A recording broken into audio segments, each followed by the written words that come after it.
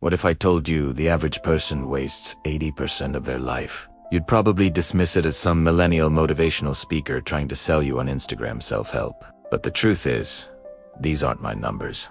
These are cold, hard calculations based on averages, statistics, and scientific studies. You don't need to believe me. Calculate it yourself.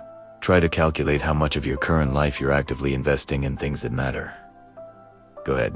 Don't hold back. Be brutally honest. The shocking reality is that most of us are living lives we didn't design, and we restuck in a system that makes it seem normal. And the scariest part is that most of us won't realize this until it's too late. Today, we're diving into the brutal math of a wasted life that nobody wants to calculate. What happens when you multiply small compromises by 365 days, 10 years, and infinite regret? That's what we're going to find out. Here's the first shocking calculation. The average person retires around 65.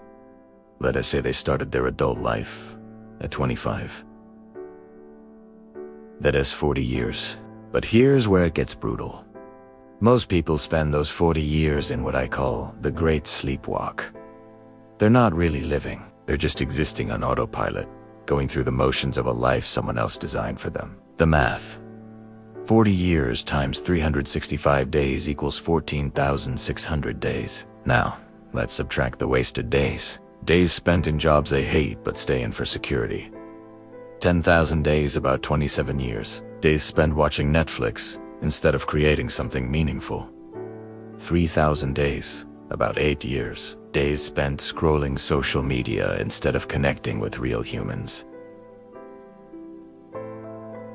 1,000 days, about 3 years. Most people have a mental block against facing this math. It triggers existential fear and despair, so we unconsciously avoid it. But why? Why does it feel so scary to add up our daily choices and see the total? Why do we pretend that doing nothing every day doesn't accumulate to an eventual 0 day? It doesn't make sense. But if you understand the underlying psychology, you can break free from the mass delusion. There are two psychological mechanisms at play here. The first is temporal discounting, which basically means that we value immediate rewards over future ones, even when the future ones are objectively better. Think about it. You know exercise is better for you, but you watch Netflix instead. You know saving money is better for you, but you spend it on instant gratification. You know a long-term relationship is better for you, but you jump from one short-term fling to the next. Temporal discounting makes us choose the small pleasure now over the larger one later. The second mechanism is a variation of this called existential accounting avoidance.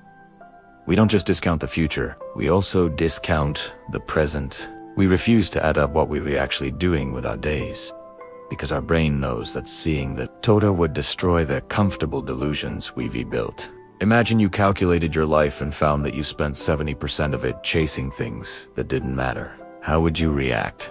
Probably devastated, horrified, hopeless. The irony is that we're so obsessed with tracking pointless metrics in life. We meticulously monitor our stocks, crypto investments, workout routines, social media engagement, but we shy away from tracking what really matters. How many days did I spend pursuing my own goals versus someone else's? How many relationships brought me joy versus just familiarity? How much of my life was mine versus society's expectations? We're terrified to confront the brutal